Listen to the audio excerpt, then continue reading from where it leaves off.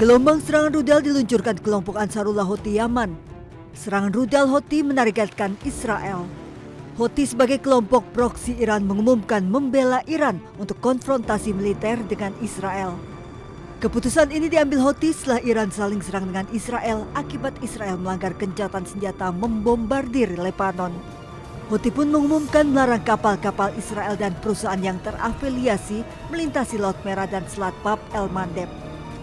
وفي هذا السياق تؤكد القوات المسلحة اليمنية على الآتي: أولاً، نعلن حظر الملاحة البحرية بشكل كامل وتام على العدو الإسرائيلي في البحر الأحمر، ونعتبر أن كل تحركات العدو أصبحت هدفاً عسكرياً لقواتنا المسلحة من لحظة إعلان هذا البيان.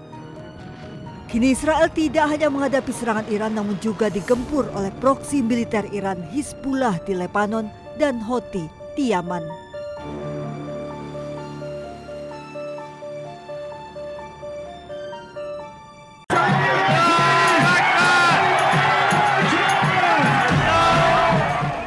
Pemerintah Iran melancarkan serangan rudal balistik yang menargetkan pangkalan udara Zionis Israel Ramat David Air Base yang berada di Haifa. Akibat serangan rudal IRGC ini, sedikitnya 2 orang penjajah Israel tewas dan 20 lainnya terluka. Peluncuran 10 rudal balistik ini merupakan balasan atas serangan penjajah Israel ke Lebanon. Pemerintah Iran juga menuntut teroris Israel menghentikan serangannya ke Lebanon. Sejak 2 Maret 2026, serangan keji penjajah Israel menewaskan sedikitnya 3.613 orang dan melukai 11.072 warga sipil Lebanon.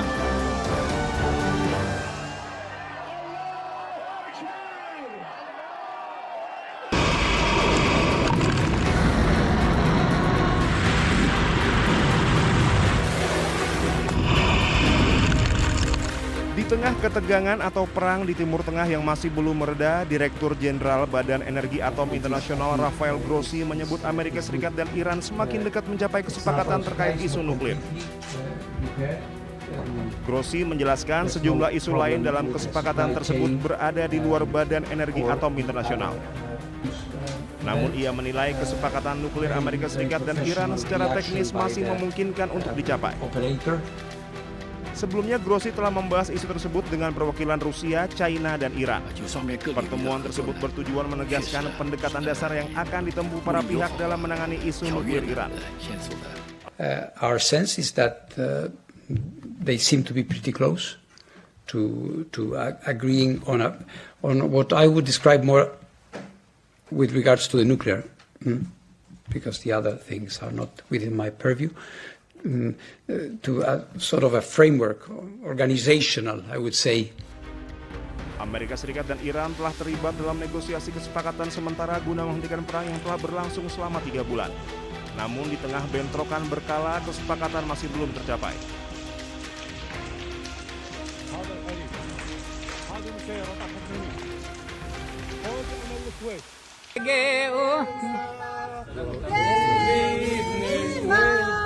Sekelompok pemukim Yahudi Israel kembali melakukan aksi yang dinilai tak terpuji di komplek Masjid Al-Aqsa di Yerusalem Timur. Setelah memaksa masuk ke kawasan suci Al-Aqsa, mereka langsung membuka dan mengibarkan bendera Israel. Tidak hanya itu, dengan lantang mereka menyanyikan lagu kebangsaan Israel.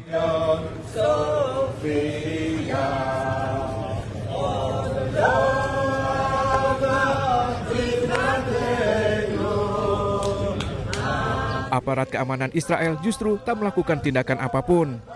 Padahal ada aturan yang melarang pengibaran bendera termasuk simbol asing apapun di komplek Al-Aqsa. Rekaman video ini kemudian beredar di media sosial dan memicu kemarahan warga Palestina. Bagi umat Islam, Masjid Al-Aqsa merupakan situs paling penting dan keberadaannya sangat dihormati.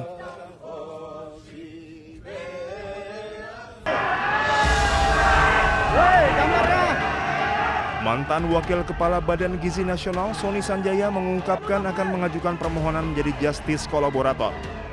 Justice Kolaborator merupakan saksi yang bekerja sama dalam pengungkapan suatu kasus, dalam hal ini kasus dugaan korupsi tata kelola program makan bergizi gratis atau MBG.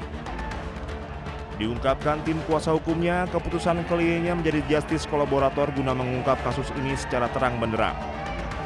Langkah ini pun diyakini untuk membantah bahwa Sony merupakan otak dari praktik jual beli titik SPPG. Katakan bahwa dia melakukan justice collaborator. Artinya bahwa kenapa kita lakukan justice collaborator? Kita bukan menghindar daripada permasalahan hukum, tapi kita ingin mengungkap kooperatif, mengungkap peran-peran besar siapa saja yang terlibat di dalam program unggulan presiden ini. Jadi sekali lagi bukan kita menghindar terkait menyangkut masalah hukum klien kami. Ya, lebih dari 20 nama itu disebutkan. Cuman klien kami bilang itu baru sebagian. Karena break kita di dalam pemeriksaan kemarin klien kami cukup lelah dan mungkin akan ada pemeriksaan lanjutan, nggak tahu nanti kapan penyidik akan memberitahukan kita dan akan diungkap mungkin kemarin bilang baru sebagian aja nama-nama itu.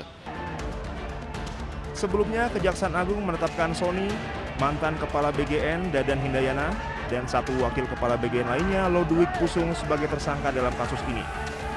Ketiganya diduga melakukan intervensi dalam proses verifikasi portal mitra BGN yang meloloskan yayasan-yayasan mereka meskipun tidak layak. Tim Liputan Anyus melaporkan.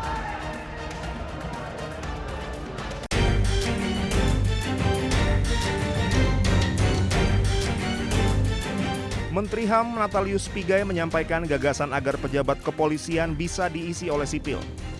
Hal ini sudah biasa dilakukan di negara-negara maju. Kapolri sebagai pucuk pimpinan tetap dipegang dari kepolisian, sementara jabatan strategis lainnya diisi oleh sipil, seperti jabatan manajerial, keuangan, teknologi, dan perencanaan. Dengan jabatan sipil di tubuh Polri bisa memberikan kesempatan kepada ASN Polri untuk menduduki jabatan strategis dan tidak berhenti di eselon 4. Seperti NYPD. Ya, NYPD itu pucuk pimpinannya sipil. Dulu sebelumnya dia Departemen Sanitasi. Sekarang menjadi Kepala NYPD.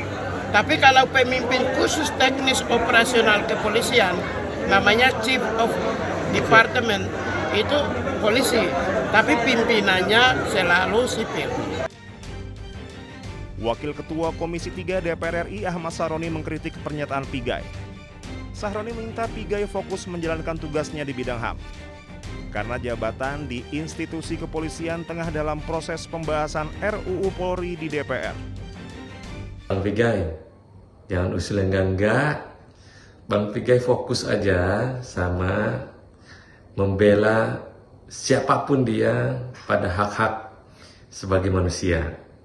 Rasanya itu lebih bermartabat daripada Bang Pigai mengusulkan jabatan pucuk pimpinan di kepolisian bisa diberikan oleh sipil. Bang, please Bang, Abang fokus saja kepada pekerjaan Abang, jangan ngurusin yang lain-lain.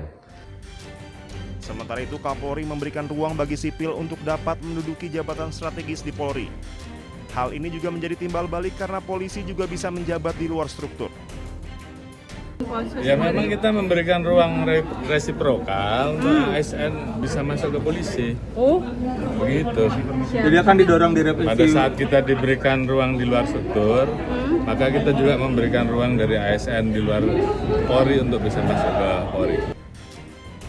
Saat ini revisi Undang-Undang Polri masih dalam pembahasan di DPR.